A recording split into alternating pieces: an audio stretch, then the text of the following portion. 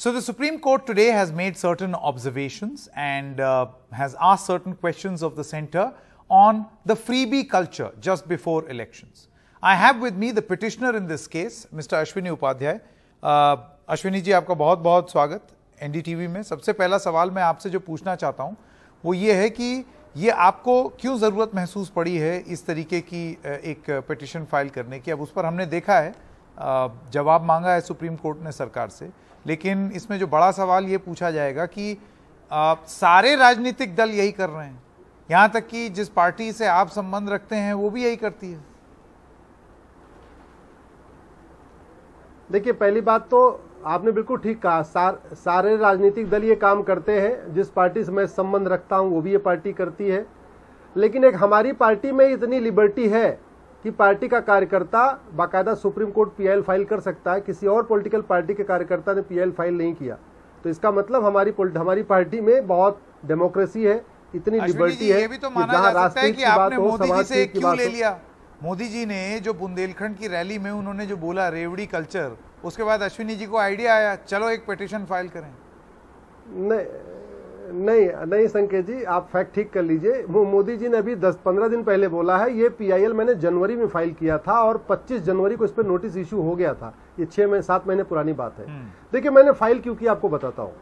जब आपको याद होगा ये यूपी का चुनाव और पंजाब का चुनाव, ये 6 राज्यों का चुनाव चल रहा था, तो लगातार एक के बाद एक पॉलिटिकल पार्टियां अपने वादे कर रही थी। किसी ने बोला हम आपको सब जितनी महिलाओं के अकाउंट में 1000 रुपए देंगे, किसी ने बोला पेंशन देंगे, किसी ने बोला मुफ्त गैस सिलेंडर देंगे, फिर किसी ने कहा मैं तो स्कूटी दे दूंगा। यूपी में तो एक पॉलिटिकल पार्टी ने बाकायदा स्कूटी का वादा कर दिया था। तो फिर मुझे लगा कि एक बार इस पर थोड़ा रिसर्च करना चाहिए। रिसर्च करने के बाद मुझे संकेत जी पता चला कि भारत के टोटल जो स्टेट्स हैं, राज्यों के ऊपर 70 लाख करोड़ का कर्जा है। जैसे यूपी के ऊपर 6.5 लाख करोड़ का कर्जा, पंजाब के ऊपर 3.25 लाख करोड़ का कर्जा, दिल्ली के ऊपर 50,000 करोड़ का कर्जा, महाराष्ट्र पे 6 लाख करोड़ का कर्जा, तमिलनाडु पे 6 लाख करोड़ का कर्जा, आंध्रा तेलंगाना पे 3-3 लाख करोड़ का कर्जा, बिहार पे 3 लाख करोड़ का कर्जा, बंगाल पे 4 लाख करोड़ का कर्जा, राजस्थान पे 3 लाख करोड़। तो मतलब 70 लाख करोड़ का कर्जा। पैसा हमारे पास है नहीं। हाईवे बनाने के लिए बाहर से उधार लेना पड़ रहा है, मेट्रो बनाने के लिए बाहर से उधार लेना पड़ रहा है, कहीं वर्ल्ड बैंक से लेना पड़ता है, कहीं जापान से लेना पड़ता है। अश्विनी जी, आपकी बात, हम अपने इंफ्रास्ट्रक्चर बनाने के लिए बाहर से उधार लेते हैं। अश्विनी जी देखिए, इन प्रिंसिपल आपकी बात में कुछ गलत नहीं है। अश्विनी जी, इन प्रिंसिपल आपकी बात में कुछ गलत नहीं है, लेकिन मैं अब आपसे ये पूछना चाहता हूं कि हाउ डू यू डिफाइन कि रेवड़ी क्या है और कल्याणकारी नीति क्या है। What is welfare and what is revdi, what is a freebie, how do you define this. जैसे कि अगर मैं आपसे ये सवाल पूछ दूं, क्या आप इस बात का जवाब दे पाएंगे? लड़कियों के लिए साइकिल, ये रेवड़ी है कि फ्रीबी है या वेलफेयर स्कीम है?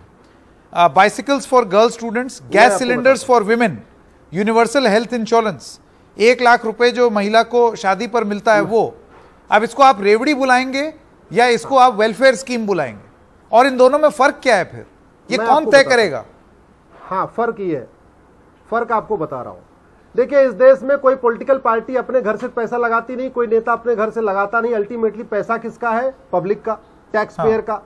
तो पब्लिक का पैसा पॉलिटिकल पार्टियों को राइट नहीं है खर्च करने का, गवर्नमेंट को राइट है। गवर्नमेंट और पॉलिटिकल पार्टी में अंतर होता है। एक आप सरकार आ जाते हैं, सरकार के बाद आप व्हाइट पेपर अपना पेश करिए असेंबली। चलिए, ये डिफरेंस मैं आपकी समझ गया अश्विनी जी। आप ये कह रहे हैं कि political party should not spend, the government should spend, and when the government spends it is welfare scheme.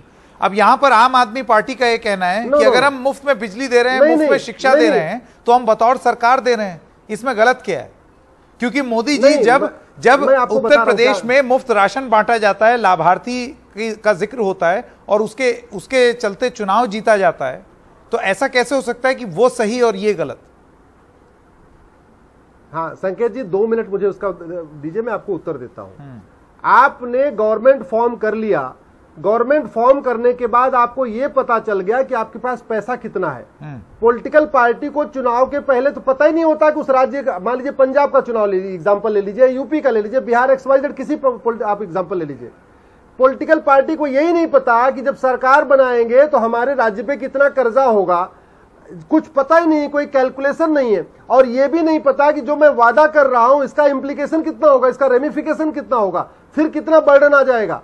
तो कोई कैलकुलेशन नहीं है। गवर्नमेंट फॉर्म होने के बाद आप कोई काम करते हैं तो बाकायदा आपको असेंबली में या पार्लियामेंट में बाकायदा प्रपोजल पेश करना होता है, आपको एक रेजोल्यूशन लाना पड़ता है और फिर बताना भी पड़ता है, भाई देखो मैं ये योजना लाने जा रहा हूं, इस योजना से इतने करोड़ का खर्चा आएगा, हमारे खजाने में इतना पैसा है, इतने पैसे की व्यवस्था मैं यहां से करूंगा, इतने पैसे की व्यवस्था ये बात आपकी मैं समझ गया, लेकिन मैं आपसे ये पूछना चाह रहा हूं कि क्या ये सिर्फ कोई एक ही राजनीतिक दल कर रहा है? क्योंकि ये आरोप भारतीय जनता पार्टी पर भी लगता है कि आप भी तो मैनिफेस्टो में वादा करते हैं हम ये कर देंगे, हम वो कर देंगे। तो या तो आप दलगत राजनीति से ऊपर उठ करके ये बात कर रहे हैं।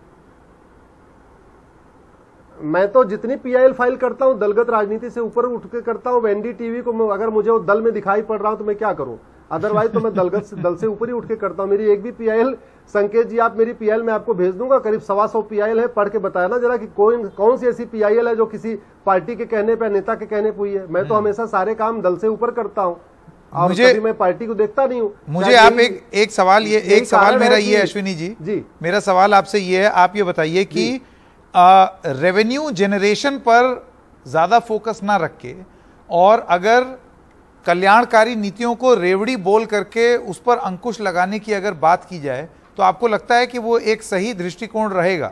मसलन हम लोगों का जो रेवेन्यू बेस है वो टैक्स इवेजन, टैक्स की, कर की चोरी की वजह से वो कम होता है, और ऐसे में फिर हम अगर जो कल्याणकारी नीतियां हैं उनको हम रेवड़ी बता दें और उसके बाद वो भी देना बंद कर दें, तो क्या ये ठीक है? नहीं, देखिए संकेत जी, आपने जो सवाल किया बड़ा महत्वपूर्ण है, इसको आप डिफरेंस समझिए। हाँ, right to food fundamental right है, तो अनाज देना आप उसको रेवड़ी नहीं कहेंगे। Right to water fundamental right है, तो पानी घर घर पहुंचाना ये आपका ये रेवड़ी नहीं हुआ। Right to clean air fundamental right है, तो जगह जगह एयर प्यूरिफायर लगा देना ये कोई रेवड़ी नहीं हुआ। तो सड़क बिछा देना, घर घर बिजली पहुंचा देना, ये कहीं से रेवड़ी नहीं हुआ, क्योंकि ये स्वास्थ्य और शिक्षा दे देना लाइफ एंड लिबर्टी का पार्ट है। मुफ्त एजुकेशन देना, मुफ्त में आपको क्या बोलते हैं हेल्थ, आपको आयुष्मान कार्ड देना, ये सारे आपके रेवड़ी नहीं है। लेकिन मंगलसूत्र देना, सोने की चेन देना, सोने का कंगन देना और आपको क्या बोलते हैं स्कूटी देना, ये आपका कॉन्स्टिट्यूशन इसको अलाउ नहीं करता। ये तो आदमी अपनी क्षमता के अनुसार खरीदे। बेसिक जो रिक्वायरमेंट है आपकी, right to health, right to air, right to water, right to food, right to road, right to electricity, ये जो बेसिक रिक्वायरमेंट है।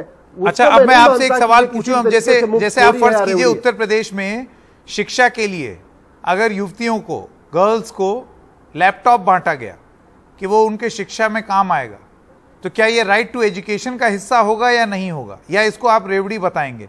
देखिए, मैं सवाल क्यों पूछ रहा हूं अश्विनी जी, वो इसलिए क्योंकि ये बहुत ही बारीक लाइन है, इट्स अ थिन लाइन। आप परिभाषित कैसे करेंगे? हाउ विल यू डिफाइन कि रेवड़ी क्या है और कल्याणकारी नीति क्या है? कौन तय करेगा? मैं आपको क्या कह रहा हूं, इसको आप बड़े हिसाब से अपने समझ लीजिए। अगर संकेत के जेब में 200 रुपए है तो संकेत 200 रुपए के हिसाब से अपना घर चलाएं तो अच्छा है। लेकिन संकेत अगर हर महीने 1000 रुपए उधार ले किसी से और उसके बाद घर में बढ़िया म्यूजिक सिस्टम खरीद के लाएं और घर में बढ़िया कार खरीद के लाएं, लोन पे लेके कुछ और ले आए, मैं उसको मानता हूं ये मुफ्तखोरी है, ये रेवड़ी है, या ये गलत है, ये ठीक नहीं है। तो अगर किसी भी गवर्नमेंट के पास XYZ, में स्टेट नाम नहीं लेता हूं, किसी गवर्नमेंट के पास सरप्लस पैसा है, वो पैसा खर्च करे, अच्छी बात है। लेकिन पैसा नहीं है तो उधार लेके बेसिक रिक्वायरमेंट करना, बिजली, पानी, ठीक है, मैं आपकी बात समझ गया, किताब, कापी, आपकी बात तो समझ गया। अब मैं यहां पर एक और सवाल पूछ रहा हूं। देखिए, हमने जितने भी अर्थशास्त्रियों से बात की, बहुत सारे इकोनॉमिस्ट का यह कहना है कि अर्थव्यवस्था का चक्का इसी तरीके से चलता है कि आप पहले कुछ इन्वेस्ट करें, उसके बाद फिर उस पर रिटर्न ऑन इन्वेस्टमेंट आए। तो अगर आप एजुकेशन पर खर्चा करेंगे, उसको अगर आप फ्री समझें या रेवड़ी समझें, कुछ भी, लेकिन उसके बाद जो उसका रिजल्ट आएगा सोसाइटी से, सरकारी खजाने पर, वो बढ़ेगा और धीरे धीरे पैसा मल्टीप्लाई होता है। ऐसे ही इकोनॉमी चलती है। तो क्या ये तर्क लागू नहीं होता है? देखिए, ये तर्क लोग लंका में खूब दे रहे थे और लंका बर्बाद हो गया। ऐसे ही जो तथाकथित बुद्धिजीवी ये जो एग्जाम्पल दे रहे हैं ना, इन्हीं बुद्धिजीवियों के चक्कर में लंका बर्बाद हो गया। ऐसे बुद्धिजीवियों के चक्कर में पाकिस्तान बर्बाद हो गया। ऐसे बुद्धिजीवियों के चक्कर में अफगानिस्तान बर्बाद हुआ। वहां पे आज क्या है, भूखमरी है। लोग अफगानिस्तान में तो भोजन के लिए किडनी बेच रहे हैं, ये स्थिति आ चुकी है। कोई 1 रुपया देने के लिए तैयार नहीं है। लंका में क्या हो रहा है आप देख रहे हैं। मैं फिर से कह रहा हूं, जितनी अपनी चादर हो उतना पैर फैलाइए। चादर आपके पास है नहीं, अब आप कह रहे हैं मैं तो पैर फैलाऊंगा, हाथ भी फैलाऊंगा, ये भी करूंगा, ये भी करूंगा। अरे भैया, आपके पास अगर चारपाई नहीं है तो एक ही चारपाई पे 2 लोग सो लीजिए। आपके पास अगर अच्छा है इंफ्रास्ट्रक्चर, आपके पास पैसे है, तो आप डबल बेड खरीदिए, उस पर एक आदमी सोइए, कोई दिक्कत नहीं। लेकिन ये तो बताइए, ये 70 लाख करोड़, आज 70 लाख करोड़ का कर्जा राज्यों के ऊपर, कल ये 75 लाख करोड़ होगा, कल को 80 लाख करोड़ होगा। ये कर्जा कर्जा उतरेगा कहां से? कौन आके देगा? ऊपर से कौन आके देने वाला? तो आपको लगता है इसमें एक होलिस्टिक नीति होनी चाहिए? एक आखिरी सवाल मेरा, ये एक बहुत ही गहन चिंतन का विषय होना चाहिए कि या तो बहुत ज्यादा आप फ्रीबी भी मत बांटिए, अपनी स्थिति देख करके करिए, और दूसरी चीज, think of different ways of increasing revenue, और आप रेवेन्यू जनरेशन पर ध्यान दें। बिल्कुल। और अगर वो नहीं करेंगे तो एक तरफ आप भले ही बंद कर दें, आपके पास फिर भी पैसा नहीं रहेगा, क्योंकि आप पैसा बढ़ा नहीं रहे हैं। ये बड़ा इंपॉर्टेंट नहीं, बहुत इंपॉर्टेंट मुद्दा है। आज माननीय सुप्रीम कोर्ट ने इलेक्शन कमीशन से यही बोला। आपकी क्या राय? इलेक्शन कमीशन ने बहुत की, इट्स वेरी इंपॉर्टेंट मैटर। फिर सेंट्रल गवर्नमेंट को बोला, आपकी क्या राय है? सेंट्रल गवर्नमेंट का, it's very important matter. In fact मेरे बाद कपिल सिब्बल साहब का मैटर था, वो बैठे हुए थे, अपने मैटर का वेट कर रहे थे। सुप्रीम कोर्ट ने बोला, सिब्बल साहब यू आर पार्लियामेंटेरियन, आपकी क्या राय है? सिब्बल साहब भी खड़े हो गए, उन्होंने बोला हाँ ये मैटर बड़ा इंपॉर्टेंट है। तो जिससे आप बात करिए, सब कहते हैं ये मैटर बहुत इंपॉर्टेंट है, कर्जा बढ़ रहा है, मुफ्तखोरी बढ़ रही है, मुफ्तखोरी और रेवड़ी के चक्कर में कर्जा और बढ़ता जा रहा है, तब इंपॉर्टेंट मैटर है। लेकिन मेरा यह मानना है, जब तक क्लियर कट गाइडलाइन नहीं बनेगी, पॉलिसी नहीं बनेगी और कठोर कानून नहीं बनेगा, जब तक चुनाव लड़ने पे बैन नहीं होगा, पॉलिटिकल पार्टियों का रजिस्ट्रेशन रद्द करने के लिए कानून नहीं बनेगा, कोई पॉलिटिकल पार्टी नैतिकता के आधार पर रेवड़ी बांटना बंद नहीं करेगी। बिल्कुल। आप इंक्लूडिंग बीजेपी में आप क्या करने जा रहे हैं? गवर्नमेंट फॉर्म कर लीजिए, जो उसके बाद आप करना है। चुनाव के पहले ये तो घूस देना हो गया भैया, ब्राइबरी, ये तो ब्राइबरी है, ये तो करप्शन है, ये तो मिसकंडक्ट है। इलेक्शन के पहले आप कह रहे हैं मुझे वोट दे दो, मैं आपको मंगलसूत्र दे रहा हूं, आप मुझे वोट दे दो, मैं आपको स्कूटी दूंगा। ये तो फिर फ्री एंड फेयर इलेक्शन का मतलब कहां रह गया? ओके, चलिए अश्विनी उपाध्याय, बहुत बहुत धन्यवाद आपका हमारे साथ जुड़ने के लिए। Let us hope that we see whatever the court decides, and it'll be interesting to see what the observation of the central government is going to be and what the states are going to say. Thank you very much.